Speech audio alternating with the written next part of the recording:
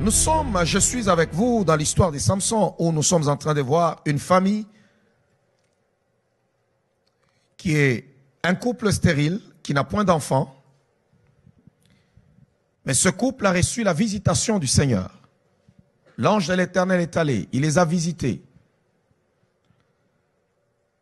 Et le Seigneur a annoncé l'enfant qui devait venir. Si vous lisez dans la Bible, vous allez comprendre que chaque fois que Dieu a annoncé un enfant, cet enfant est venu pour accomplir une grande destinée. C'est pour te dire que tu n'es pas le fruit du hasard. Tu n'es pas venu sur terre tout simplement pour passer le temps en touriste. Mais tu es venu marquer une génération. Tu es venu aussi accomplir ta part. D'abord, le simple fait d'être déjà sur cette terre, de venir au monde, sache que tu es un champion. Oh, quelqu'un peut acclamer le roi des rois. Dis d'abord à ton voisin, je suis un champion. Non, dis-le avec conviction que tu es un champion. Si dans ta vie, il y a eu seulement échec sur échec, complication sur complication, à ma qualité de serviteur du Dieu Tout-Puissant, en cette journée de jeudi de miracle, je relâche sur ta vie que tu es un champion. Alléluia. Oh, je relâche sur ta vie que tu es un champion. Tu n'es pas fait pour perdre, mais tu es fait pour gagner. Tu n'es pas né pour être la queue, mais tu es né pour être la tête. Tu n'es pas né pour pleurer, tu es né pour te réjouir. Tu n'es pas né pour être spectateur, mais tu es né pour influencer. Oh, je suis en train de dire à la vie de quelqu'un que ce soir, le Seigneur va libérer ta vie afin que tu vives ta destinée, afin que tu accomplisses des choses que l'œil n'a point vues, que l'oreille n'a point entendues, qui ne sont même point montées au cœur de l'homme, parce que la création attend avec un ardent désir la révélation des fils de Dieu. Ce qui se passera avec toi sera unique. Ce qui se passera avec toi étonnera le monde, parce que ton Dieu est sur le point d'agir, parce que toutes les limitations sont sur le point d'être ôtées. Ces choses sont en train de sortir. Toi-même tu diras, Seigneur, je ne comprends pas, je ne pensais pas, je n'imaginais pas, je ne croyais pas, mais c'est sur le point de se faire, parce que le Dieu des cieux est avec toi. Crois seulement, tu vivras la gloire et la fidélité de Dieu. Il y a des capacités en toi. Dieu ne t'a pas envoyé au monde pour que tu sois moyen. Tu ne seras pas moyen en tout. Il y a des choses qui doivent se libérer. Il y a des capacités spirituelles qui seront libérées. Il y a des capacités intellectuelles qui seront libérées. Et il y a des capacités physiques qui seront libérées. Tu n'as pas mis au monde des enfants pour qu'ils soient seulement la queue, pour qu'ils souffrent des problèmes mentaux. Mais tous tes enfants seront des rois. Tous tes fils, la Bible dit, seront disciples de l'Éternel. Oh, ceux qui sont sortis de toi seront des sacrificateurs, seront des pasteurs, seront des prophètes, seront des évangélistes, seront des docteurs, seront des apôtres. Oh, bien-aimés dans le Seigneur, au sein de toi, ceux qui sont sortis de toi, il y aura des grands médecins, il y aura des grands avocats, il y aura des grands athlètes, il y aura des grands chercheurs, il y aura des présidents, il y aura des ministres, il y aura des gens qui prendront des décisions pour étendre encore le royaume des cieux sur cette terre des hommes. Que cela soit fait au nom de Jésus. Non, que cela soit fait au nom de Jésus. On dit à ton voisin, ça se fera dans ma vie. Le révérend Paul Mukendi, un homme de Dieu, pour prêcher la parole sans compromis, pour révéler Jésus-Christ dans toute sa gloire, pour briser les liens, pour délivrer les vies, pour établir les gens dans leur destinée, pour rétablir les rois dans leur héritage, pour toucher les nations et influencer ces générations.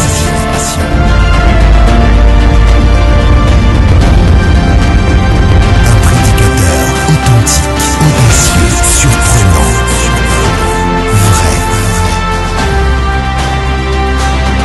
L'apôtre de la ville de Québec.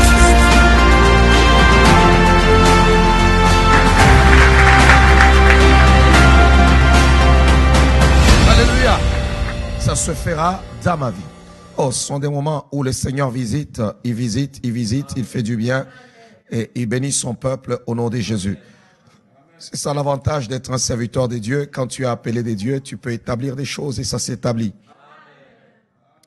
Alors, dans la parole, dans le livre des Juges, la période des juges en Israël, c'était toujours une période difficile. Pourquoi? Parce que c'était une période où Israël n'avait pas de roi. La Bible dit qu'il n'y avait pas de roi en Israël et chacun faisait ce qui lui semblait bon. Vous savez, lorsqu'il n'y a pas de chef, le courage d'un peuple sans chef ne sert à rien. Lorsqu'il n'y a pas de chef, il n'y a pas de direction. Lorsqu'il n'y a pas de roi, il n'y a pas de repère. Alléluia. Et la Bible dit Israël faisait ce qui lui semblait bon. Vous allez même voir cela dans la vie d'une personne, que ce soit sur le plan spirituel.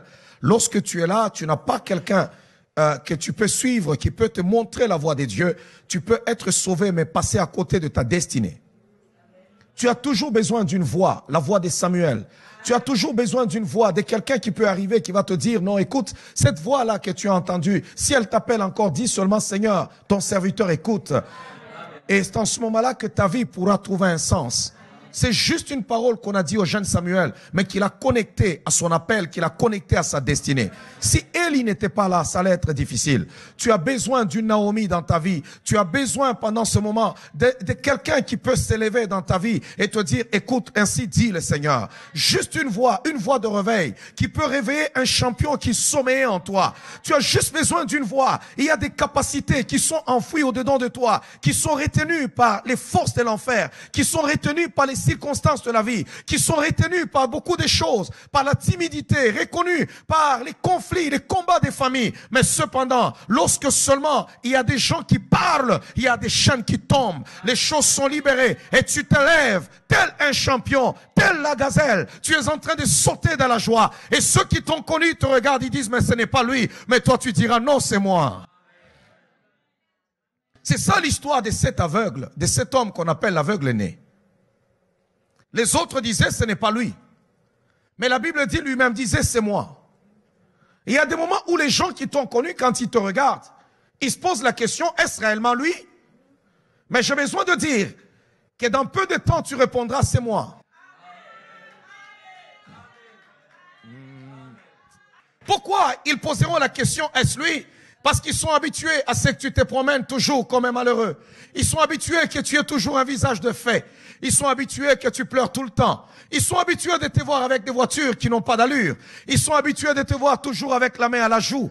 Ils sont habitués de te voir toujours comme étant mendiant. Mais cette fois-là, ils vont te voir marcher avec assurance. La joie sera sur ton visage. Oh, tu te promèneras tel un prince, telle une princesse, dit Dieu sur cette terre. Alors ils poseront la question, est-ce vraiment lui? Et tu répondras, certainement c'est moi, ce n'est pas quelqu'un d'autre. Parce que ton histoire n'est pas encore finie. Mais ton histoire est sur le point de commencer. Les autres sont habitués que tu demandes tout le temps. Mais ça va être la fin.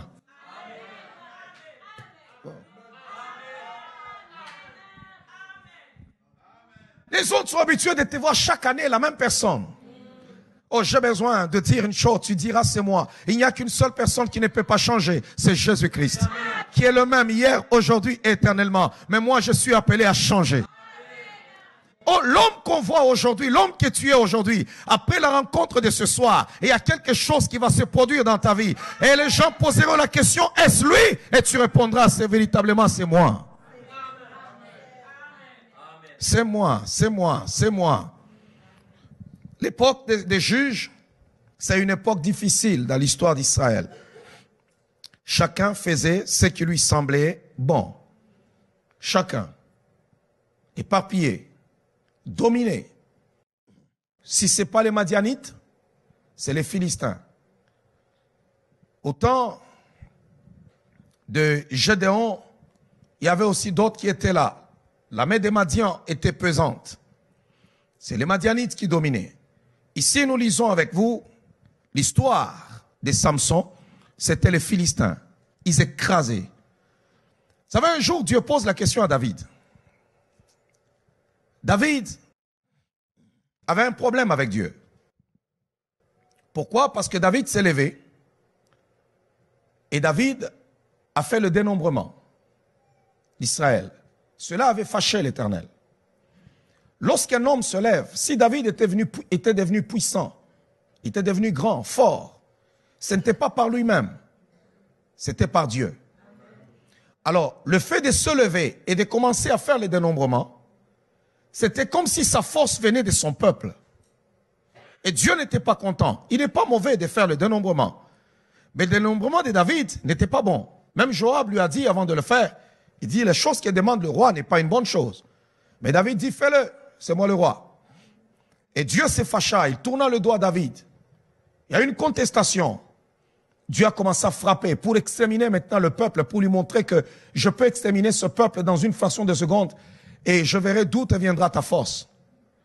Et la Bible dit, il y avait un ange qui venait pour s'aimer la mort, un ange de la mort qui se promenait, qui dévastait les enfants d'Israël avec la peste. Pourquoi? Parce qu'avant cela, Dieu pose la question à David. Lorsque David s'est repenti, il demande pardon au Seigneur. Dieu lui dit, mais ok, je te pardonne, mais je vais frapper. Alors, je te propose, tu dois choisir. La première des choses, soit, comme conséquence, tu tomberas devant tes ennemis. Tu tomberas. Tes ennemis vont t'attaquer parce que David n'a jamais perdu une seule bataille. Jamais. Tu tomberas. Ou soit, c'est l'Éternel lui-même qui organise, qui te frappe. Moi-même, je te chicote. Ou bien, ce sont tes ennemis. Je pense que si tu ne réfléchis pas bien, tu vas regarder, tu dis, je préfère que mon ami me tape. Parce que Dieu, il est terrible. David a dit non, je préfère tomber dans tes bras. Je préfère que toi, tu fasses de moi ce que tu veux. Parce qu'il savait qu'il est compatissant. Là, la colère est riche en bonté.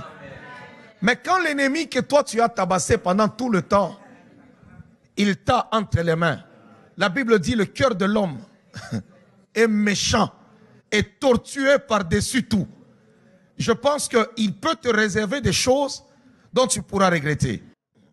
Mais David a préféré les mains de l'Éternel.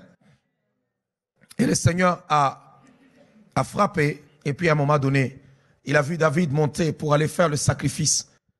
Le Seigneur a arrêté. Mais si c'était les Philistins, ils allaient dire, nous avons l'occasion de tous les tuer. Ils ont tué Goliath, ils ont tué notre roi, ils nous ont fait ceci, on va se venger. Alléluia. C'est pour cela que je te souhaite aujourd'hui que tu ne tombes pas entre les mains de tes ennemis. Que Dieu ne te laisse pas tomber entre les mains de tes ennemis. Que tous ceux-là qui forment des projets contre toi, des complots contre toi, qui ne puissent pas triompher sur toi. Que tu ne tombes pas entre les mains de tes ennemis. Parce que l'homme est méchant. Que l'Éternel puisse te garder et te protéger. Parce qu'il est ton Dieu, il est ton Père. Oh, acclamons d'abord le Seigneur de gloire. Acclamons-le. Alors, Samson est venu au monde. Depuis le chapitre 13. Si vous lisez la parole du Seigneur, on voit qu'il y a une visitation d'un ange. Il visite le couple, il parle au couple, il parle à la femme. En disant, écoute, tu seras enceinte. L'enfant qui viendra de toi, regarde, il y a ceci, cela. La femme est allée annoncer à son mari. L'homme n'était pas là lorsque l'ange est allé les visiter. Et en même temps, le mari dit, waouh, c'est une bonne nouvelle.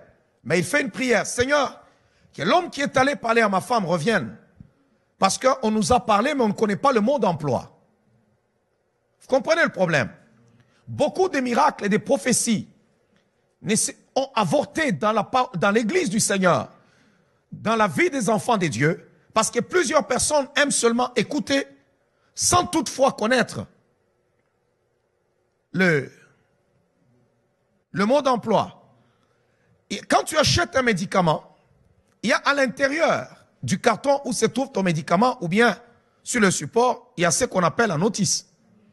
Tu dois lire comment utiliser ce médicament afin d'arriver au résultat. Si tu ne sais pas comment l'utiliser, ce médicament ne te sera pas profitable. Soit il peut tuer, ou soit il ne peut rien produire. Voilà pourquoi beaucoup de gens sont là dans l'église et ils ne savent pas quoi faire. C'est là que Manoah nous montrera un secret. Il ira sceller cette parole.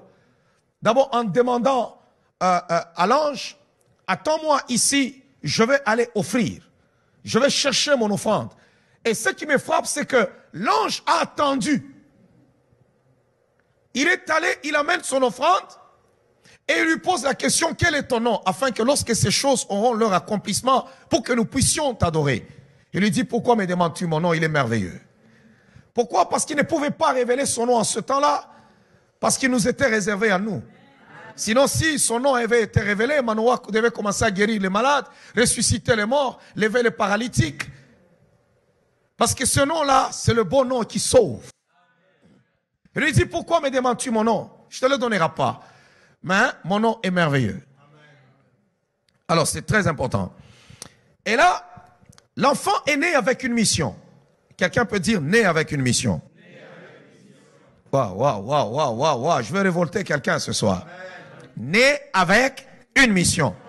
L'enfant est né avec une mission. Sa mission était de libérer Israël du joug des Philistins. Est-ce que quelqu'un m'entend? Libérer Israël du joug des Philistins. Puisque les Philistins dominaient. Alors, comment Israël pouvait-il se libérer des Philistins? La question que tu te poses aujourd'hui, c'est de savoir, que feras-tu? Comment sortir de la pauvreté dans laquelle tu te trouves? De la misère de ta famille? Des complications? C'est une équation qui est dans ton esprit maintenant. Comment je ferai, Seigneur? Comment? Pendant qu'Israël se posait la question, lorsque la main des Philistins devenait de plus en plus pesante et compliquée, en ce moment-là, Dieu répond à leurs besoins dans une petite tribu qui s'appelle la tribu de Dan. Si vous lisez la Bible depuis Genèse, depuis que Jacob a eu ses 12 fils, il y a Ruben, il y a Siméon, il y a Lévi, il y a Zabulon, il y a Aser, il y a Nephtali, ils sont Joseph, Benjamin, et il y a aussi Dan, qui fait partie de 12. Mais si vous lisez toute la Bible, vous allez voir, on parle de la tribu de Juda. Oh, le lion de la tribu de Juda. On va te parler de Juda. Mais quand tu commences à chercher la tribu de Dan, tu vas trouver qu'on en parle très rarement et même presque pas. Une toute petite tribu en Israël. Toute petite tribu. De la petite tribu, de la moindre que les hommes ont négligée, c'est de là qu'est sorti l'homme le plus fort d'Israël. On ne te sous-estime pas. Tu peux te regarder là où tu es. Tu dis, mais Seigneur, ma famille ne représente rien. Mon nom même, on ne le connaît pas. Mais Dieu ne dépend pas des circonstances. Il n'attire pas ce qui frappe. Si tout était correct chez toi, si tout est beau, tout est correct chez toi, tu n'es pas dans le programme de Dieu. Pour être dans le programme du Seigneur, il faut avoir des problèmes. Regardez, même lorsqu'il s'est déplacé, pendant son ministère terrestre, lorsque Jésus marchait, il est en train de marcher, il est en train de se déplacer. Ceux-là qui avaient des problèmes, ce sont ceux-là qui captaient son attention. Tu vois la femme qui a la paix de sang pendant 12 ans, le Seigneur s'arrête même. Qui m'a touché? Un aveugle au bord du chemin, en train de crier, oh, fils de David, aie pitié de moi. Là, il s'arrête même, il dit, amenez-le. Parce que quand Jésus se promène, c'est le royaume qui se promenait. C'est comme à quelque part, tu as un chef d'État, tu as le président américain qui est en train de se promener dans son cortège. Bien aimé, qu'on arrête tout, rien que pour toi. Toi qui, aveugle? La Bible précise même, mendiant, aveugle. Mais qui s'arrête? Qui crie seulement? Il s'arrête. La Bible dit, les gens le retenaient même pour dire, écoute, tu déranges tout simplement. Ce que tu demandes là, c'est de la folie. Ces messieurs ne peuvent pas s'arrêter pour toi là. Non. Pourquoi? Parce qu'il y a des hommes riches comme des Zachée qui étaient obligés de monter sur l'arbre afin de voir seulement cet homme de Galilée, cet homme qui a troublé l'histoire de sa génération et même des générations futures. Jusqu'aujourd'hui, nous parlons toujours de lui comme s'il est en train de vivre. Mais c'est vrai, il vit à travers nous. Il est dans le monde à travers nous.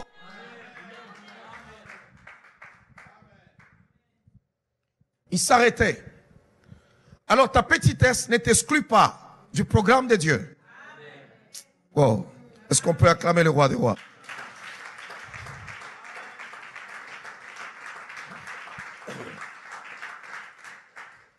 Tu peux dire, Seigneur, je suis venu de la petite famille. Samson vient d'une famille inconnue. On n'a pas mentionné avant le nom de son père, ni le nom de sa mère. On ne nous dit même pas qui ils étaient. La Bible dit, les enfants d'Israël firent encore ce qui est mal, ce qui déplaît à l'Éternel. L'Éternel les livra entre les mains des Madians, entre les mains plutôt des Philistins pendant 40 ans. Il y avait un homme de Soréa, de la famille des Danites. Juge chapitre 13. Sa femme était stérile et n'enfantait pas. Quand quelqu'un est grand, on va commencer par dire, il y avait un homme riche. Il y avait un homme ceci. Non, il y avait un homme. C'est un individu quelconque, comme toi. Il n'a rien de spécial. Ce n'est pas parce que les hommes te négligent que tu n'as rien de spécial que Dieu peut aussi te négliger. Ce n'est pas parce que tu viens au monde dans une petite famille que Dieu n'est pas ton Dieu, que toi tu peux penser que tu n'as pas une mission, quelles que soient les conditions dans lesquelles tu es venu au monde. Si tu donnes ta vie à Jésus-Christ, sache que tu as une mission à accomplir sur cette terre.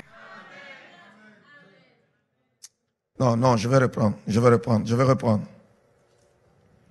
Si tu viens au monde, quel que soit le nom de ta famille et de tes origines, si seulement tu as donné ta vie à Jésus, sache que tu as une mission à réaliser sur cette terre.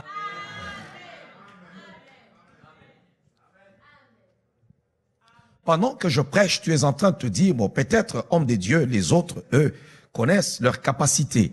Moi, mes capacités, je ne sais pas. Est-ce que vous vous êtes déjà posé la question, si Dieu n'était pas passé dans la vie d'Abraham, quel serait cet homme? C'est un homme qui a une histoire fade, avec 100 enfants, qui vit là avec son père. Mais un jour, il reçoit juste un appel qui lui dit, sors de la maison de ton père et dirige-toi dans le pays que moi je te montrerai. Et il sortit. Et c'est comme ça que son histoire commença. Et aujourd'hui, c'est le début de ton histoire. Alléluia. Ce qui trouble beaucoup de gens, c'est quoi? C'est que les gens, quand tu réussis, on cherche maintenant à connaître pour dire, mais c'est quoi ça? Qu'est-ce qui se passe? C'est qui celui-là? Alléluia. Si tu viens d'une grande famille, on ne pose pas, c'est qui ça? C'est quoi ça? Qui a fait ci? Qui a fait ça? Non. Non.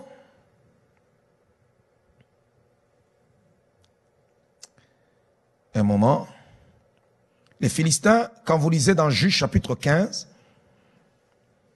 le verset 16, Juge 15, verset 16, regardez, lorsque les gens sont habitués que les choses soient normales, dans une vie, dans une famille, on vous connaît, on sait que dans votre famille, vous pouvez aussi aller loin, travailler, étudier, mais il y a un seuil que vous ne traversez pas. On vous connaît. Tu peux te vanter, on peut te prendre des photos la journée de ta graduation, et tu es là, tu as porté un chapeau magnifique, tu es en toge, mais on sait que à la fin, on va te retrouver à ton niveau. Maintenant, quand une chose s'accomplit dans une famille ou dans un lieu qui dépasse l'entendement, c'est là que la Bible dit, non, c'est pas ce que j'ai dit. Je vais lire. Juge 15. Le verset 6. J'ai dit 16? Oh non, excusez-moi. Le verset 6. Les Philistins dirent, qui a fait cela? Soline, qui a fait cela? Parce que ils sont habitués à vivre avec les Israélites et les dominer tous les jours. Mais cette fois, ils voient que quelqu'un a osé. Alors ils posent la question, mais qui a fait cela? Il vient d'où celui-là? Il vient d'où? Nous, on ne connaît pas en Israël quelqu'un qui peut nous mettre mal à l'aise. On ne connaît pas qu'en Israël, quelqu'un peut bien parler. On ne sait pas qu'en Israël, quelqu'un peut conduire une belle voiture. voiture. Qui a fait cela? Qui vient de là? C'est le fils de qui? Il vient d'où? Qui est-il?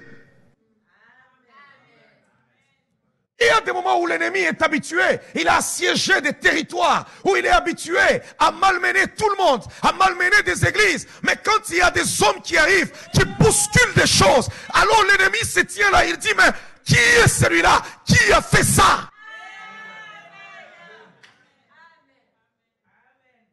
Sache que quand ton ennemi commence à poser la question, qui a fait cela? C'est là que les combats maintenant commencent dans l'invisible. Parce que le diable ne veut pas accepter, il ne veut pas accepter. Satan ne veut pas accepter ta percée, il ne veut pas accepter ta réussite, il ne veut pas accepter ton élévation, il ne veut pas accepter, il peut même chercher ta mort. Mais je suis en train de dire à la vie de quelqu'un, tu ne mourras pas. Je parle comme la parole de Dieu déclare, je ne mourrai point, je vivrai et je raconterai les œuvres de l'Éternel. Tu raconteras les œuvres de Dieu. Je déclare que tu ne mourras pas sans que tu n'aies vécu ce que le doigt de Dieu a écrit à propos de toi. Tu ne mourras pas. Non, non, non, je vais reprendre cette partie, je vais reprendre. Qui a fait cela? Qui peut parler de méga church dans la ville de Québec? Qui prêche l'évangile avec aisance, dans toute liberté, pointant le péché, le nommant? Qui a fait cela?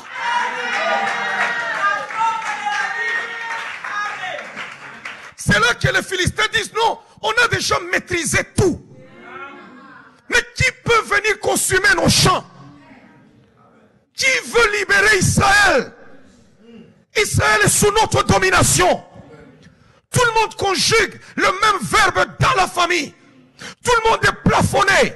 Dans ta communauté, dans ton pays, partout, tout le monde est plafonné. Mais toi, tu arrives avec un autre langage. Parce que tu es venu au monde avec une mission. Tu es une pensée incarnée de Dieu. Alors tes ennemis se posent la question, d'où il vient celui-là? Oh, oh, oh, oh, oh, oh, oh, oh. C'est là que les problèmes commencent. Qui a fait cela? Alors ils répondent, Samson, le gendre du Timien, parce que celui-ci lui a pris sa femme et l'a donnée à son compagnon.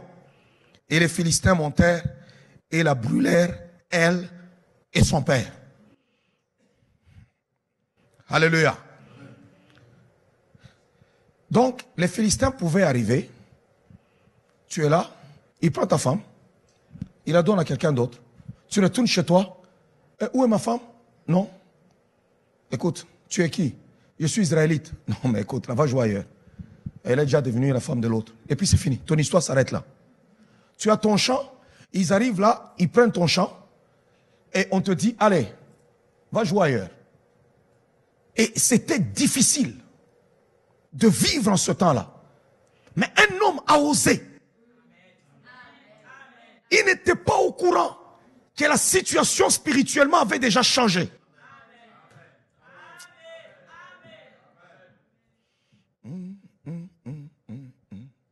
L'histoire de ta vie est sur le point de changer. Est-ce que quelqu'un peut d'abord acclamer le roi des rois?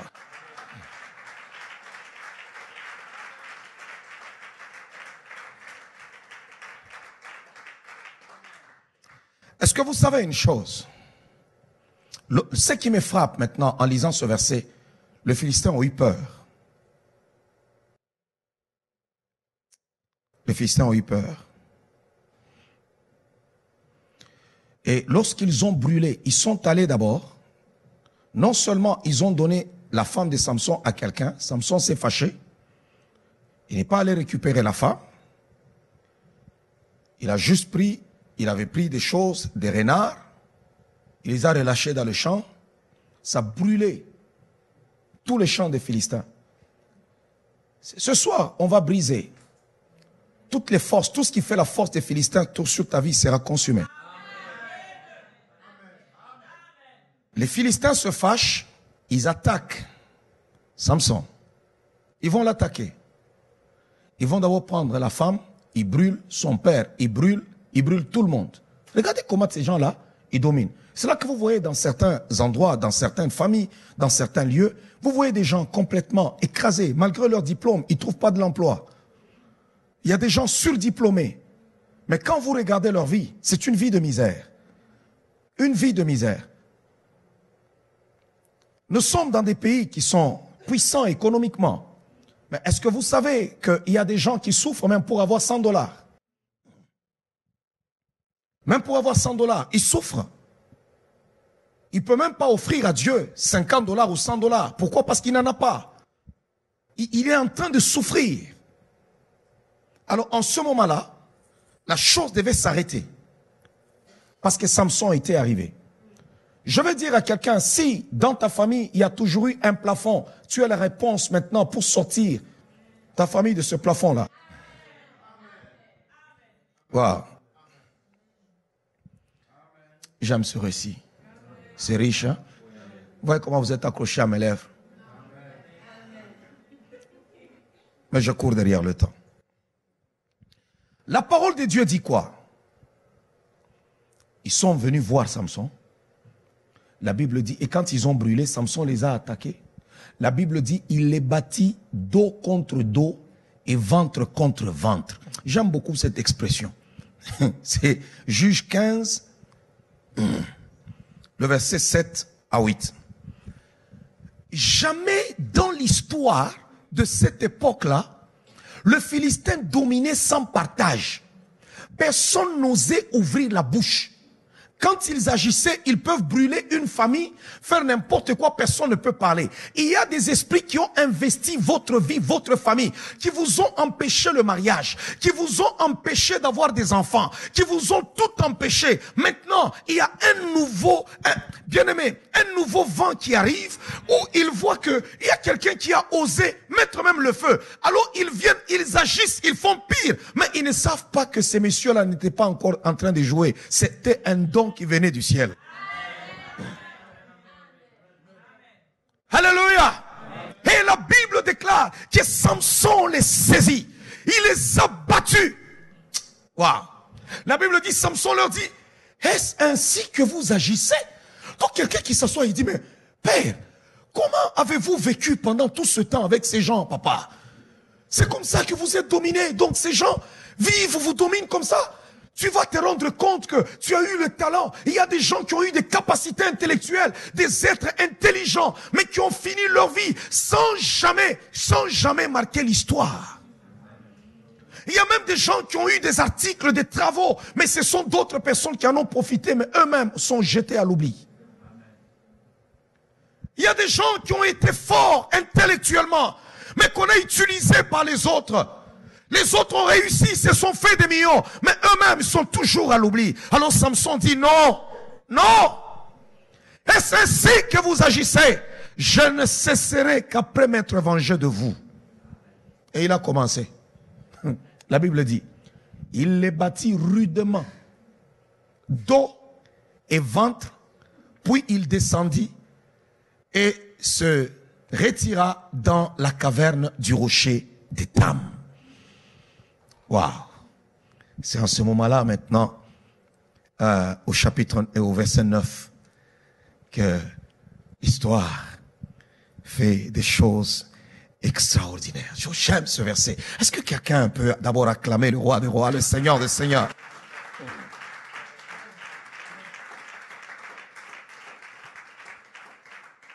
Pendant que je parle, je déclare que tout ce qui a emprisonné les membres de ta famille ne t'emprisonnera pas. Tout ce qui a limité les autres ne te limitera pas. Oh, je suis en train de dire à la vie de quelqu'un, s'il n'y a jamais eu d'athlète dans ta famille, tu seras le premier. S'il n'y a jamais eu d'intellectuel dans ta famille, tu seras le premier. S'il n'y a jamais eu des hommes de Dieu puissants dans ta famille, tu seras le premier. Oh, tu as une nouvelle page d'histoire qui s'ouvre à toi. Tu vas écrire une histoire. Tu vas écrire une histoire. Une nouvelle histoire maintenant doit être écrite au nom de Jésus. Une nouvelle histoire.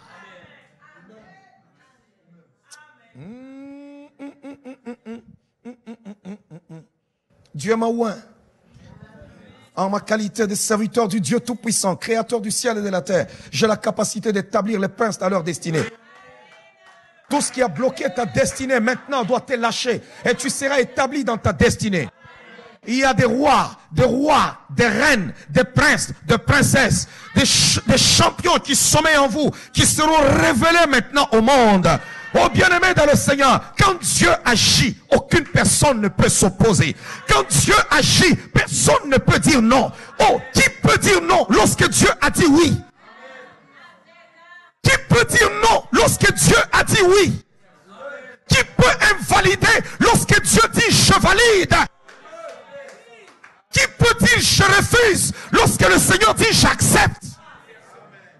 Qui peut dire très bien lorsque Dieu dit c'est mauvais? Et quand Dieu dit très bien, qui pourra dire mauvais? Oh, Dieu est en train de bénir ta vie et personne ne pourra te maudire.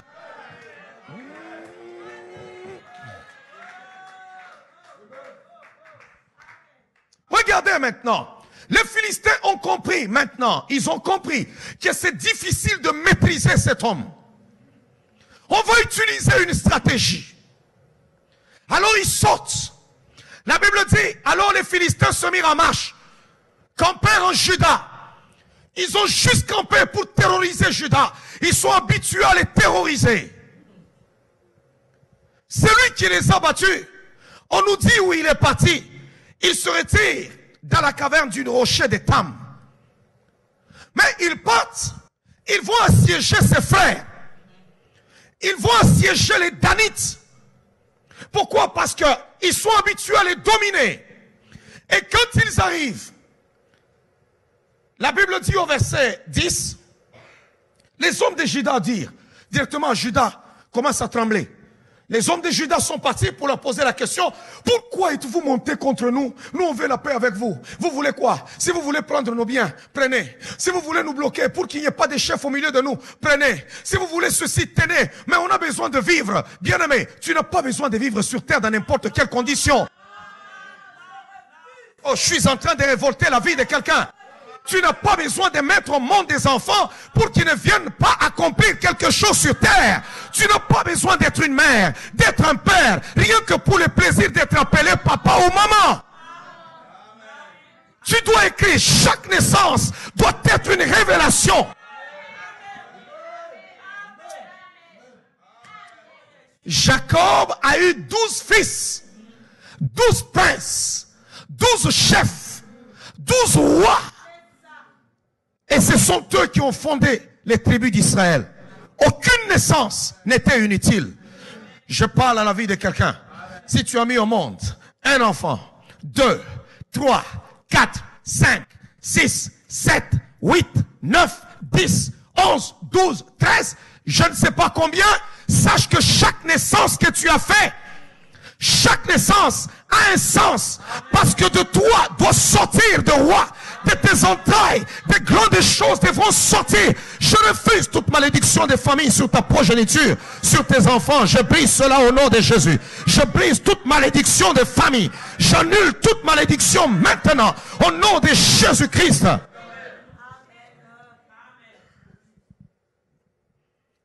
Il n'y aura pas de petits sorciers dans ta maison. Il n'y aura pas de choses contre nature dans ta famille. Il n'y aura pas de délinquants, mais il y aura des princes, des grands hommes, des grandes dames, des gens qui devront écrire leur génération. Souvent dans ce monde, les gens jouissent de la bénédiction de leurs ancêtres. Quand tu viens au monde, on connaît, tu viens de telle famille, tu viens de telle lignée, tu viens de ceci. Mais cependant, Samson vient de nulle part. La Bible dit, ils répondirent, nous sommes montés pour lier Samson afin de le traiter comme il nous a traités. Ils viennent le lier, mais ils n'ont pas la capacité de le lier. Et ils savaient que nous n'avons pas la capacité de lier cet homme. Si nous devons le lier parce qu'il nous a battus, on est venus nombreux. Vous pouvez lire à des endroits où il est bas, ils viennent 3000, ils les tabassent. Ils viennent ceci, c'est impossible de le lier. Je suis en train de dire, si Dieu t'a pointé le doigt, si le mandat que tu as reçu vient d'en haut, quel que soit ce que les hommes pourront faire, ils ne sauront jamais te détruire.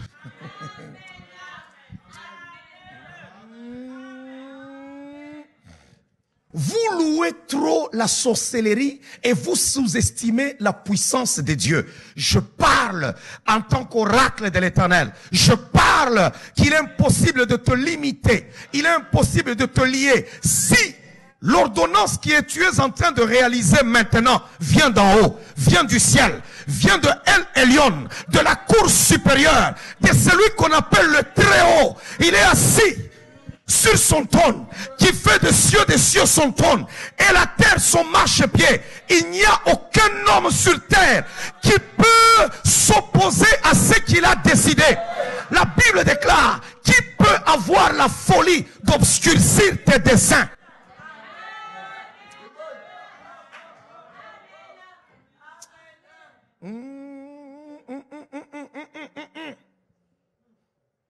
Il savait qu'il ne pouvait pas. Quand Dieu te relâche, personne ne peut te stopper. Alors qu'est-ce qu'ils utilisent? Ils disent, nous allons aller vers sa famille. Nous irons vers sa communauté. Nous irons vers ses frères. Ce sont eux qui vont nous aider à le maîtriser. C'est là même le mystère des liens de famille. C'est ça le mystère des liens de famille. Ils savaient que s'ils attaquaient Samson, ils seront battus. Ils savaient que c'est peine perdue. Mais comment on peut l'avoir? On va aller vers sa communauté. On va aller vers son peuple. On va aller trouver Judas. Parce que Dan était un Judas. On va parler avec les Danites. Parce que si les Danites nous aident, nous allons le maîtriser. Lorsque Dieu commence à agir dans la vie d'une personne, lorsque tu es appelé à accomplir une grande destinée, la seule chose qui peut maîtriser tes capacités, si tu ne les brises pas, si tu ne maîtrises pas, si tu n'ouvres pas les yeux, c'est seulement les liens familiaux.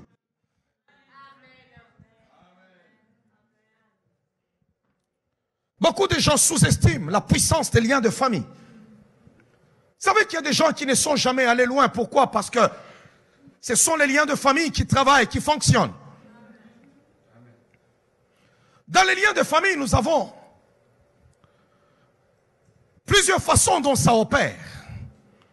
Dans la première manière, on a les liens de famille qui peuvent fonctionner d'une façon qui est spirituelle. Pour dire qu'il y a un esprit qui contrôle la famille afin d'appliquer la loi dans cette famille. Si on dit que dans cette famille, personne ne se marie, vous pouvez tout faire, il n'y aura pas de mariage. Quand tu chercheras à te marier, tu verras même, il y a des gens, ils ont traversé la ligne, la mort est même venue. Et la mort peut même venir. Pourquoi? Parce que toi, tu as bravé quoi? C'est l'esprit de famille qui dit dans cette maison, dans cette famille, dans cette communauté, personne ne peut arriver là.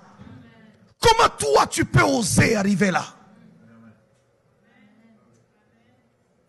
Alors, il y a des géants. Il y a des esprits qui contrôlent.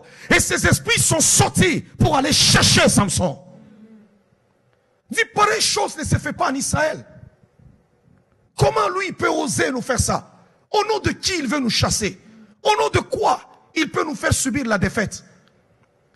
Comment toi tu veux nous dire que toi tu peux devenir un grand athlète? Toi tu peux aller au monde? Est-ce que vous pensez aujourd'hui, lorsque vous regardez, vous pensez que lorsqu'on voit Lionel Messi jouer, on voit par exemple Cristiano Ronaldo jouer, vous pensez vraiment que ce sont les seuls meilleurs joueurs au monde? Il y a des petits garçons qui savent jouer, mais ils mourront avec leur capacité, avec leur talent, et on ne les connaîtra jamais. À cause qu'il y a des liens qui les réclament et qui les retiennent. N'avez-vous jamais vu d'autres personnes qui ont eu le talent, mais qu'on a découvert tellement tard et qui n'ont pas eu même le temps de faire carrière? Pourquoi? Parce qu'il y a un contrôle. Mais il y a des gens qui n'ont pas eu des talents extraordinaires, mais qui n'avaient pas de problème pour aller avancer et s'établir dans leur destinée. Vous trouvez la personne, il y a des gens qui chantent avec des belles voix. Quand vous les entendez chanter, ils vous donnent la chair de poule. Lorsque vous les entendez chanter, vous vous dites waouh, waouh, mais sans CD, sans rien. Ils dorment affamés, ils savent même pas comment payer leur appartement. Ils dorment en chambre. Mais il y a des gens qui n'ont pas de voix extraordinaires. Mais vous les voyez se pavaner, se promener dans de belles voitures, dans les limousines. Ils nagent dans les millions. Mais qu'est-ce qui se passe? C'est l'histoire des Samson et des Philistins. Il y a des gens qui ne sont pas les plus brillants. Ils ne sont pas brillants. Quand tu les approches, quand ils te parlent, tu te poses même la question comment il a fait pour avoir cet emploi, comment il a fait pour avoir ceci. Mais tu approches certaines personnes, ils sont bourrés d'intelligence, un cerveau. Mais quand tu regardes ce cerveau qui est assis dans l'abaissement, dans l'opprobre, dans l'ignominie, la misère la plus totale. Mais celui qui n'a pas de capacités comme lui, on peut même le laisser bouger. Mais lui, avec ses capacités, ça devient difficile. Il dit, Samson, reprenez-moi le verset là que je viens de lire. Non, le verset 10. Il dit, les hommes de Juda dirent, pourquoi êtes-vous venus monter contre nous? Il dit, répondit, nous sommes montés pour lier Samson afin de le traiter. Regardez très bien. Nous sommes montés pour faire quoi? Le lier, l'empêcher à faire ce qu'il fait. Il ne parle pas d'abord de le tuer. Nous voulons le lier. Le problème du diable, c'est de te lier. Oh, est-ce que quelqu'un peut dire les limitations? Je refuse tout lien. Lien. Oh, les liens. Refuse les liens, refuse les liens, refuse les liens. Est-ce que quelqu'un peut commencer à parler maintenant prophétiquement? Je suis dans un service prophétique. Commence à refuser les liens sur ta vie. Refuse tout lien. Parle prophétiquement. Parle d'une façon prophétique. Refuse les liens sur ta vie.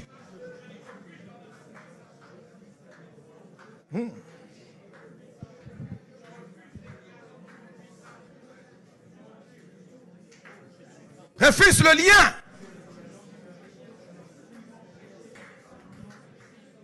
Chut. Il y a beaucoup de liens qui empêchent. Vous pouvez vous asseoir un moment. Il y a beaucoup de liens qui ont empêché les gens d'avancer, d'aller loin. La plupart des cas, quand tu regardes, vous pouvez trouver même dans une famille, on vous dit que l'autre est bien, il est bien par rapport aux autres, mais quand vous le regardez, en réalité, il est comme les autres. Et quand tu cherches à ne pas être comme les autres, tu auras tellement de combats où l'ennemi s'élève pour te ramener à l'ordre, pour dire non, toi qui es-tu, toi? D'abord, je vais vous dire une chose. Chaque fois que le Seigneur élèvera quelqu'un de ta communauté, de ton sang, de ta famille, sache que c'est pour la bénédiction de la communauté et de la famille. Oh, je vais parler à la vie de quelqu'un. Quelqu'un peut dire Amen. Chaque fois que vous avez quelqu'un de la famille qui est élevé, ne soyez pas jaloux. Parce que c'est pour votre bénédiction. Dieu dispose toujours d'un rescapé dans chaque maison. Dans chaque famille. Il y a toujours un rescapé. Alors, laissez-moi parler un peu. Le diable ne peut pas te maîtriser. La seule façon de te maîtriser est d'utiliser les membres de ta famille. Ou les malédictions qui sont légales. Parce qu'il y a des malédictions légales que le diable connaît. Il sait que la malédiction sans cause et sans effet. Il va regarder dans ta lignée quelle est la malédiction qui parle contre vous en matière de finances, en matière de grandeur, en matière de mariage, en matière intellectuelle, en matière spirituelle. C'est là que vous allez trouver des familles où il y a tellement des athées. Toi, tu t'élèves pour servir Dieu et tu sens que Satan s'élève et dit, ici, on ne sert pas Dieu. D'où vient que lui va commencer à servir Dieu? Les problèmes commencent là-bas.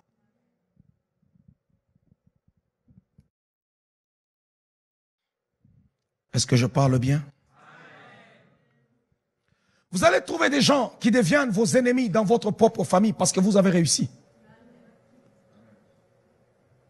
C'est la sorcellerie. Tu dois être dans la joie si ton frère, ta sœur réussit. Parce que ça sera votre bénédiction. Oh, quelqu'un m'entend?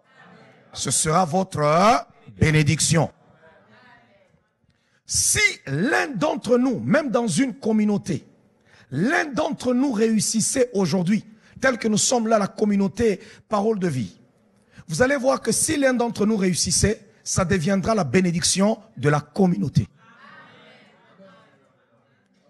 Vous savez qu'il y a des gens qui peuvent être là.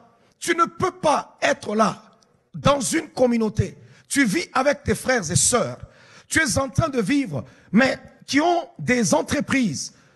Toi, tu as besoin de faire quelque chose, d'entrer en affaires. Tu veux acheter de la marchandise. Mais au lieu d'aller acheter chez ton frère, toi, tu vas acheter chez quelqu'un d'autre. C'est de la méchanceté. Parce que si un seul d'entre nous réussissait, c'est notre bénédiction. Ça veut dire que je veux aller chez lui. Parce que si lui, il réussit, moi aussi je réussis. La réussite de mon frère, c'est ma réussite. La réussite de ma sœur, c'est ma réussite. Dis d'abord à celui qui est assis à tes côtés, ta réussite est ma réussite. Alors il faut que tu réussisses.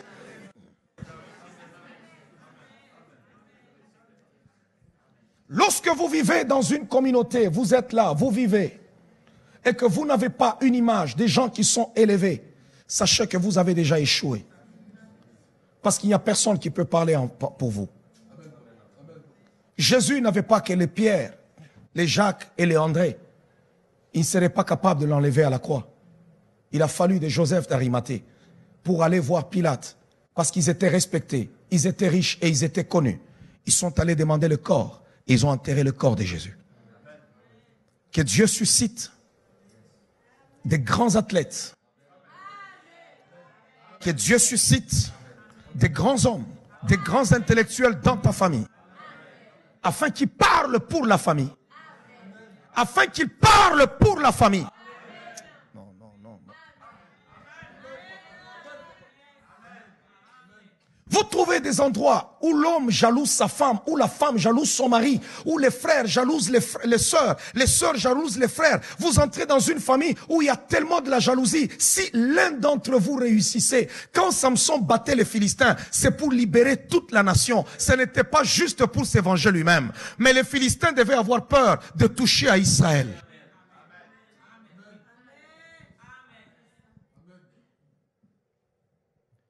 Il y a des endroits, quand vous arrivez, vous trouvez qu'il y a beaucoup de méchanceté, de sorcellerie. Vous trouvez que ce sont les gens de ta propre communauté, les gens de ton propre pays, les gens de ta propre famille qui te font la guerre, qui cherchent à te pourrir la vie. Ce sont eux qui proposent aux Philistins, laissez-nous le lier.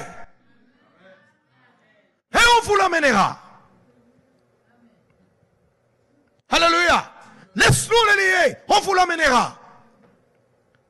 Et lorsqu'ils sont allés vers Samson, Samson ne s'est pas mis en colère. Il lui a même dit, on ne te tuera pas. Laisse-nous te lier. Et ils l'ont lié. Ils l'ont lié.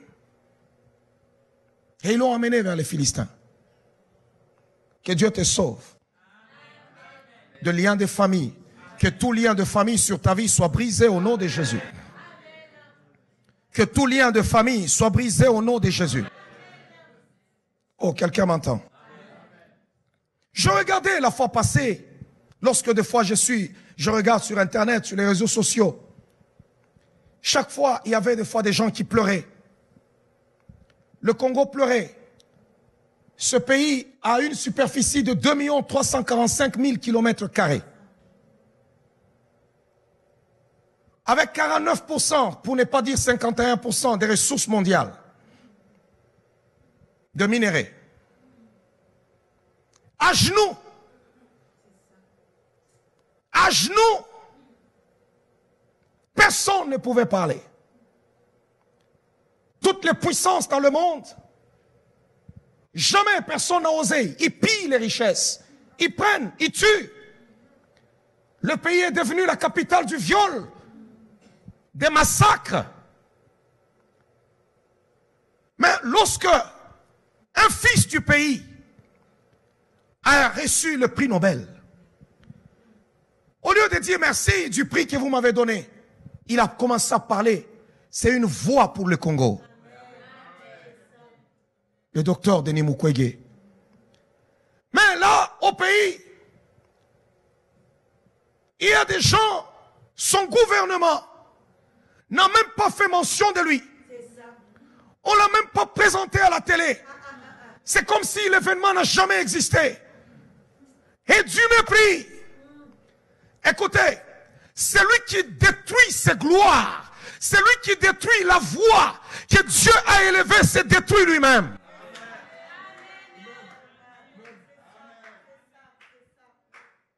Ils ont pleuré pendant longtemps, crié. Aujourd'hui, ils ont un président. Ils cherchaient quelqu'un, un président dont vous connaissez son père, vous connaissez sa mère. Mais allez sur les réseaux sociaux tout le jour, c'est injurié. À un moment donné, vous vous asseyez, vous dites, mais ce peuple-là, qu'est-ce qu'il veut au juste? Vous dites, mais ce peuple-là, qu'est-ce qu'il veut au juste? Quand vous avez une voix qui se lève pour parler en votre faveur, vous avez réussi. Alléluia. Que Dieu libère le Congo et que Dieu libère les Congolais. Vous pouvez aller partout sur les réseaux sociaux, vous ne trouverez pas un peuple partout dans le monde où il y a tellement de gens méchants qui détruisent leurs frères sur les réseaux sociaux comme se font avec les Congolais. Ça n'existe pas.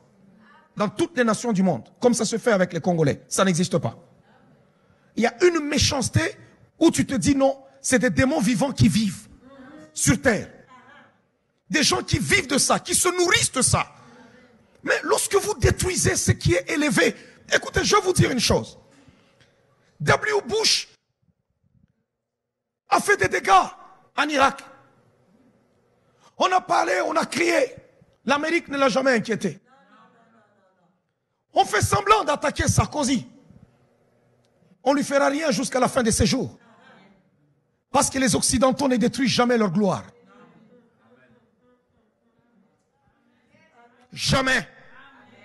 Parce que si tu détruis ta gloire, tu te détruis toi-même. C'est là que David dit que Dieu me garde de porter la main sur lui, sur loin de l'Éternel. S'il doit mourir, qu'il meure de sa propre mort. Mais moi, je ne porterai pas la main sur lui, parce que cet homme est le roi d'Israël. Oh, quelqu'un m'entend? Dis d'abord à ton voisin, je te soutiendrai si Dieu commence à t'élever. Regardez dans cette ville même de Québec. J'ai jamais été dans la communauté congolaise. Les Congolais, même dans mon église ici, ils sont minoritaires. Il y a plus de 30 nationalités au sein de l'église ici. Mais les personnes qui me font la guerre, qui m'insultent tous les jours, qui ne me connaissent même pas, c'est mes frères de sang. La fois passée, je pense que j'étais avec le pasteur Cédric, on est chez Bureau en gros. Chez Bureau en gros. On a acheté des choses pour les bureaux. J'étais avec ma femme. Cédric prend un pamphlet, il donne à un monsieur qui ne connaît pas. Ah, le monsieur commence à lui parler et tout ça. Et puis il lui dit, ah, il est congolais. Ah, ils ont commencé à causer. Je suis debout là à côté. On était avec ma femme. Elle dit, tu pries où? Il dit l'église. Ah, c'est le révérend Paul Mukendi. Il dit, ah, Paul Mukendi là. Il a commencé à parler, à me détruire, à parler, à parler. J'ai compris que le gars ne me connaissait même pas parce que j'étais là. Et Cédric lui dit, mais il est là.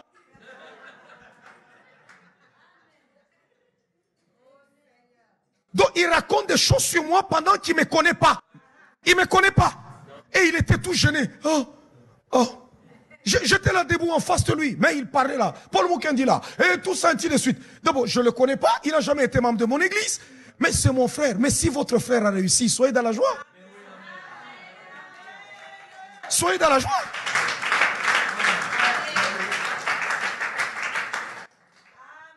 Allez sur les réseaux sociaux, l'affaire résurrection en Afrique du Sud, la plupart des gens qui font trop de bruit, c'est des Congolais.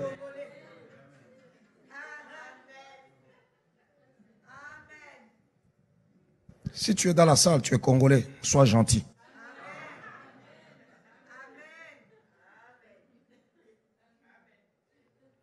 Quand le diable veut détruire une famille, détruire un lieu, il brise qu'il n'y ait personne qui se lève.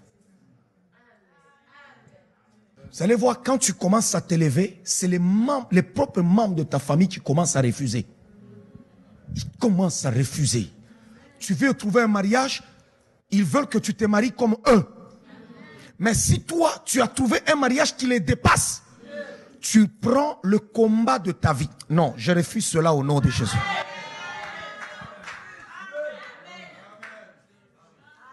Tu ne vas pas aller étudier seulement dans les mêmes universités avec les membres de ta famille. Je refuse cela. Toi, tu peux aller étudier à Harvard, tu peux aller étudier à Cambridge, tu peux aller étudier à des grandes universités. Tu ne peux pas seulement faire Laval, tu ne peux pas seulement faire l'Université de Québec.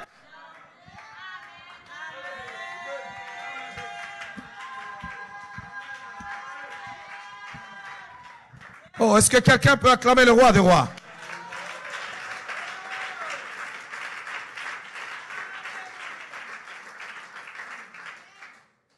Est-ce que quelqu'un m'entend? Lorsque vous avez un chef, soutenez-le. Lorsque quelqu'un dans ta famille commence à réaliser ce que personne d'autre n'a pu faire dans l'histoire de votre famille, commence à dire non, va de l'avant. S'il faut que je donne aussi ma contribution, allez tiens. S'il faut que tu ailles loin, parce que si toi tu te retrouves, tous nous allons nous retrouver. La sorcellerie, c'est lorsque quelqu'un commence à monter dans ta famille, dans ta communauté, dans ton église, et que toi tu commences à travailler comme les crabes, tu commences à le saisir, tu commences à le critiquer, tu commences à le bloquer, tu es un méchant. N'agis pas comme les Danites pour dire laissez-nous aller le lier. Vous cherchez mon frère, je ne vous le donne pas. Je veux même lui dire, ils sont là encore parce qu'ils doivent vous battre encore dos contre dos et ventre contre ventre. Tous ceux-là qui souffrent maintenant, qui sont en train d'écouter la prédication de ce soir, en ce jeudi des miracles, je suis en train de briser toute limitation de famille, toute jalousie de famille, toute haine de famille, toute sorcellerie de famille, toute limitation, les liens qu'on t'a fait porter à cause de ta famille. Je brise maintenant, je brise maintenant, je brise maintenant, au nom de Jésus-Christ. Je brise maintenant, au nom de Jésus-Christ. Je brise maintenant, au nom de Jésus-Christ. Je veux dire à la vie de quelqu'un, tu ne finiras pas comme ton père.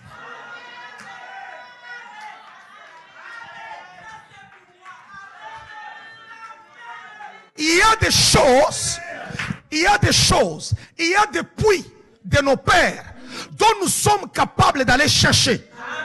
Parce que ces puits sont bénéfiques. Mais il y a des puits que nous devons fermer. Parce que ces puits n'ont pas l'eau douce. Si ton père n'a jamais été grand, tu ne diras pas je vais suivre le pas de mon père. Si ton père a été grand, il était l'homme à faire des exploits, tu suivras le pas de ton père. Lorsqu'un roi faisait des choses bonnes en Israël, on disait il a suivi les voies de Dieu comme David son père. Mais s'il échouait, on ne l'identifiait pas à David. Je refuse que tu puisses t'identifier aux choses qui ont déjà échoué, aux gloires du passé, aux gloires perdues, aux choses qui ne donnent pas la gloire. Peut-être que là où tu es en train de me suivre, il y a tellement de choses, du potentiel au-dedans de toi. Mais ton père, ta mère, les membres de ta famille ont vécu sans rien présenter, sans potentiel. Peut-être que dans ta famille, il n'y a pas de footballeurs. Mais tu seras le premier.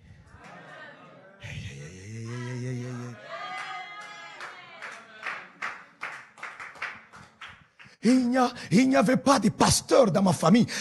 Le premier. Et quand je disais, oh Dieu m'a appelé, je serai pasteur, tout le monde regardait, riait, mais dit, écoutez, qu'est-ce qu'il est en train de dire celui-là? Qu'est-ce qu'il est en train de raconter? Oui, j'ai reçu l'appel de Dieu. C'était la mission de ma vie sur cette terre. Quand tu es dans ta destinée, tu es comme le vent. On ne peut pas maîtriser le vent. Si tu saisis par là, il passe par ici. Si tu fermes là, il entrera par ici. Laisse-moi te dire que personne ne pourra te limiter lorsque tu seras établi dans ta destinée.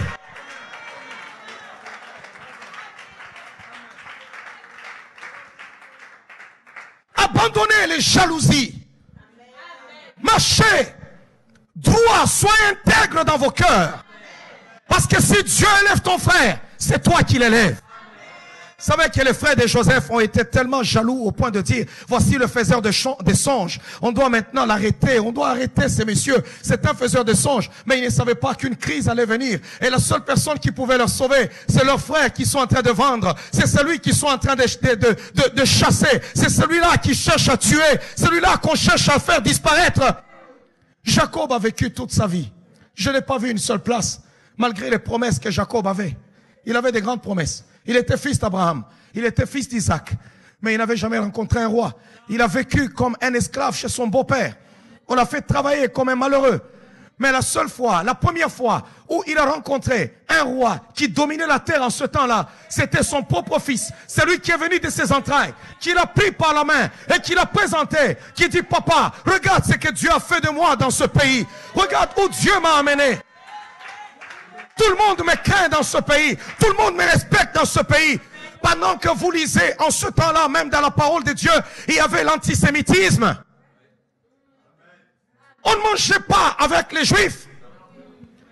Même dans le palais de Pharaon, on ne voulait pas manger avec eux. Si vous lisez au temps de Joseph, on a dit qu'on a donné à manger, mais les autres n'ont pas voulu manger avec les Hébreux.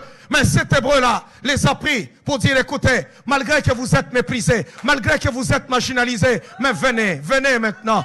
Venez parce que nous sommes à l'heure de la promesse. C'est moi Joseph qui gouverne l'Égypte. Vous ne mourrez pas de faim. Alors Pharaon est assis. Il voit un vieillard qui entre. Il entre là. Il était obligé de le recevoir parce que Joseph dominait l'Égypte. Je suis en train de dire, il y a des portes qui vous sont fermées. Il y a des gens qui ne veulent pas vous recevoir. Il y a des gens qui ne voudront pas vous écouter. Mais à cause de l'élévation des membres de vos familles, à cause des gens que vous connaissez, à cause de l'élévation de quelqu'un de ta communauté, tu entreras. Ton élévation ne concerne pas seulement toi-même. Parce que quand Dieu bénit une personne, la bénédiction ne se limite pas seulement à lui. Mais la Bible dit, tu induis ma tête et ma coupe déborde. Oh, lorsque ça déborde, c'est là que le petit frère, c'est là que le grand frère, c'est là que la grande sœur, c'est là que la tante, c'est là que le père, c'est là que l'oncle est en train de profiter. C'est lorsque la coupe déborde.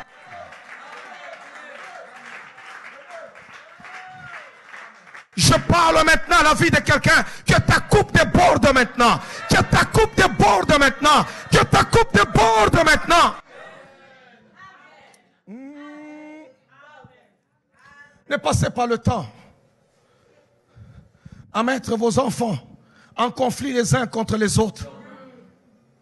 Si vous êtes parents, aimez-les tous, apprenez-les à s'aimer. Ne passe pas le temps à combattre ton frère. Lorsque tu le vois, il y a des gens, il te connaît à l'église, il t'a vu à l'église, mais il devient jaloux de toi, comme si tu lui devais quelque chose. Si un seul d'entre vous est élevé, vous ne manquerez pas d'emploi.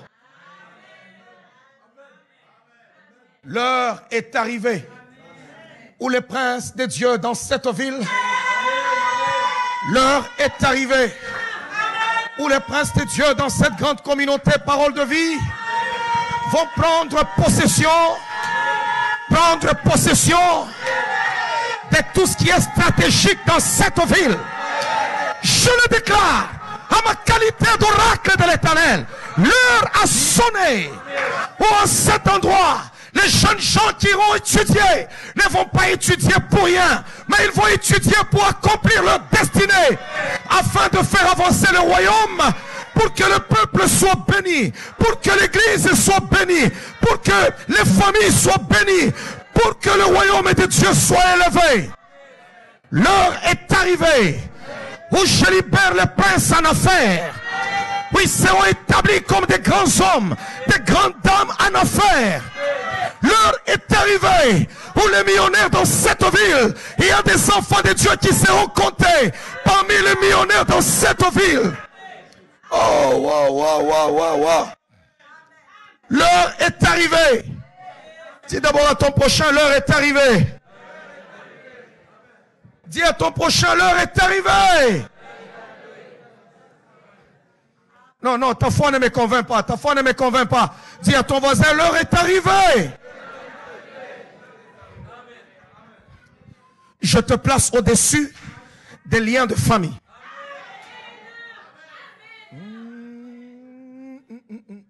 Quel que soit l'esprit de jalousie qui règne dans ta famille, on est en train de te faire rire, on te donne des conseils, mais ces conseils-là, en réalité, c'est l'esprit de famille qui est en train de te gouverner, qui veut te retenir, qui veut te mettre en arrière. Mais le diable est déguisé. C'est comme Jésus, quand Jésus-Christ arrive, il est en train de dire, le Fils de l'homme doit monter à la croix. Il montera à Jérusalem, il sera saisi, il sera tué, et on va le placer dans le sépulcre. Non, Pierre prend la parole et il dit, non Seigneur, pareille chose ne peut pas t'arriver. Tu penses qu'il aimait, c'est par amour qu'il avait parlé. Oh, tu penses que c'est parce qu'il avait Christ en compassion, mais c'était un démon qui parlait à travers lui. Et Jésus se retourne et dit, arrière de moi, Satan. Toute fausse compassion à ton égard, toute fausse compassion qui ne vient pas de Dieu, afin de te faire barrer, de te faire rater ta destinée, je suis en train de le sortir de ton chemin. Toute fausse compassion des familles, la fausse compassion que Ruben avait pour que Joseph ne soit pas vendu. Oh bien-aimé, si Joseph n'avait pas été vendu, il ne serait pas aujourd'hui en train de régner en ce jour-là en Égypte. Cette compassion qui ne vient pas de Dieu, je la brise au nom de Jésus. Tu emprunteras le chemin que Dieu a décidé sur ta vie. Tu emprunteras ce chemin. Oh, quelqu'un peut acclamer le roi des rois.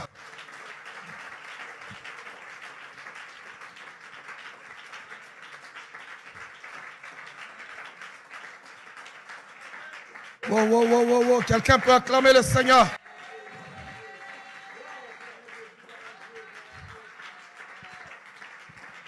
Je sens une huile fraîche qui libère les destinées. Il y a des parents qui mettent des enfants au monde, mais quand ils les regardent, ils les détestent. Comment pourrais-je réussir si mon père me hait, si ma mère me hait déjà au départ? Et ce mauvais sentiment accompagne l'enfant tous les jours de sa vie. Aujourd'hui, en ma qualité de serviteur du Dieu Tout-Puissant, la haine de famille, la haine de ton père, la haine de ta mère, la haine des gens de ta famille, ils t'ont détesté, ils veulent te lier pour te livrer aux Philistins. Je dis non.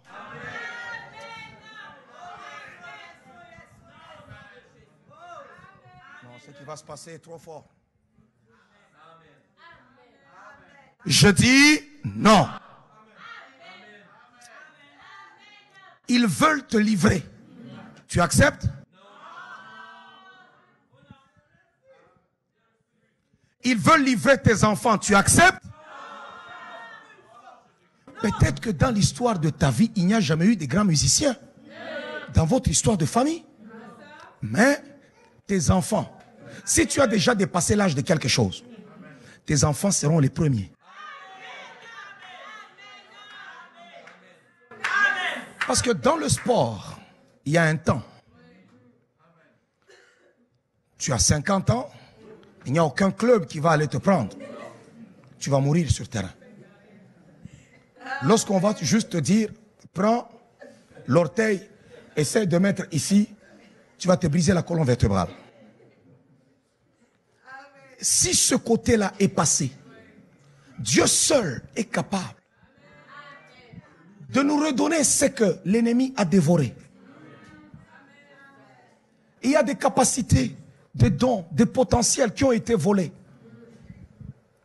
Ces capacités seront libérées.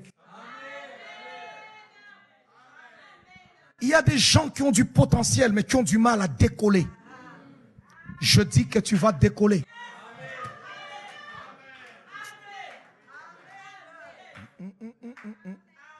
Dis d'abord à ton voisin, je vais décoller.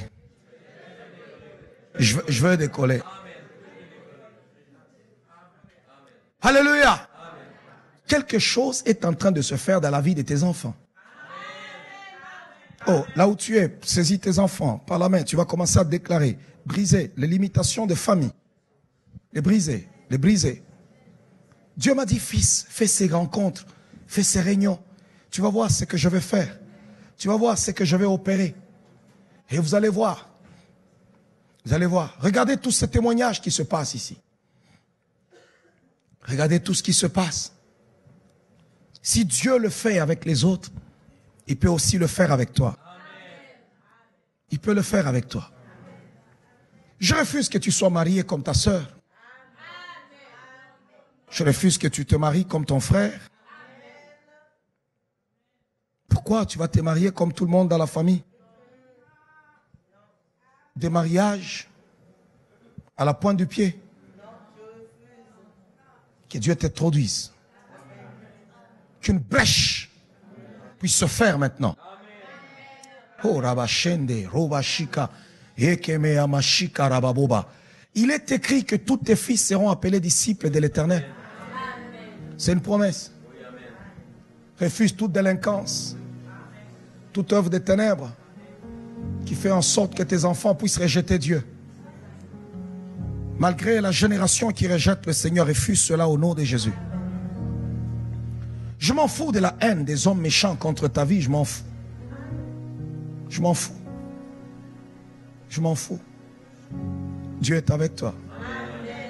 Oh, Dieu est avec toi. On va lever nos voix. Pendant ce moment, on va commencer la prière. On va prier. Commence à bénir. Commence à bénir ta maison. Commence à bénir ta vie. Commence à bénir maintenant. Commence à bénir maintenant. Maintenant. Maintenant.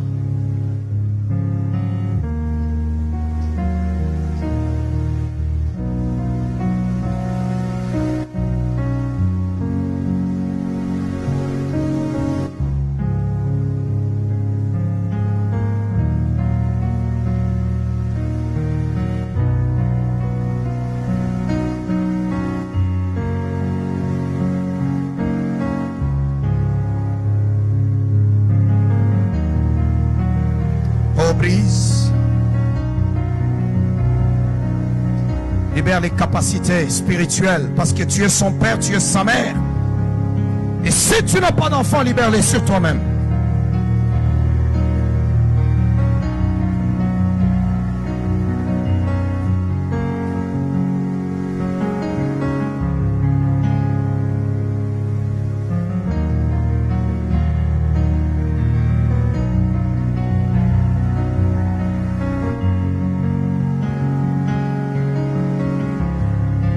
Tu dois vivre ta destinée.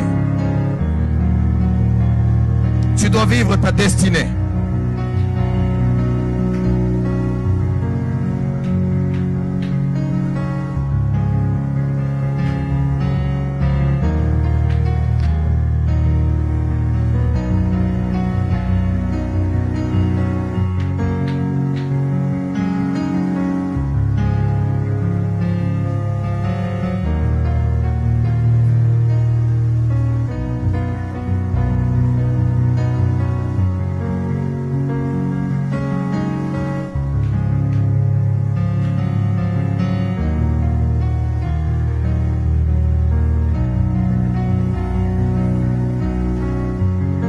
Il y a des champions.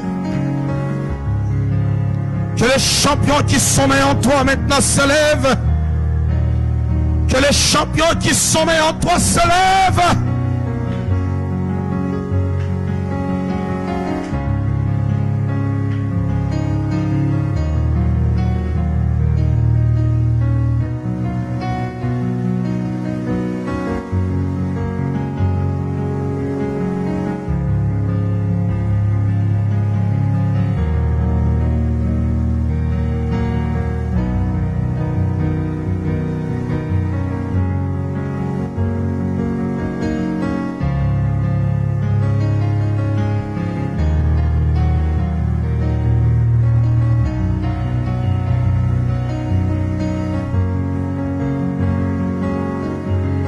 Rabashanda Robashanda Hikamakama Robo Shikarababoba.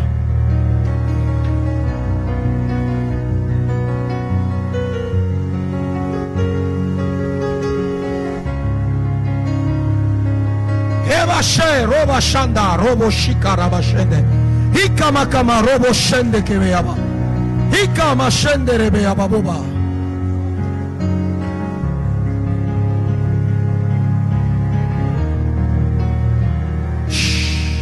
Pendant ce moment, nous allons prier le roi des rois.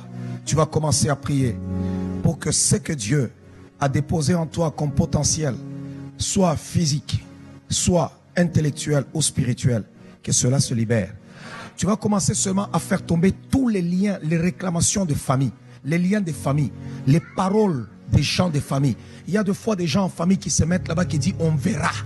On fera ceci. Commence à neutraliser ces choses. Commence à briser ces choses. Je déclare que tu iras loin. Commence à refuser que tu sois lié. Commence à refuser maintenant. Commence à refuser maintenant. Commence à briser. Les liens qui ont retenu ton père, qui l'ont brisé, commence à les refuser au nom de Jésus. Refuse-les au nom de Jésus.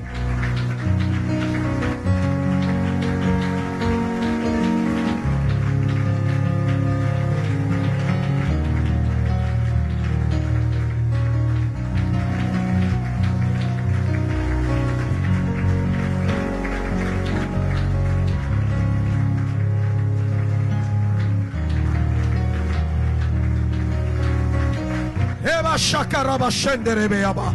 Hikamakama robo shikarababoba. Les liens qui crient contre ta destinée. Tu es un homme d'affaires. Tu es une dame d'affaires. Mais retenu. Retenu.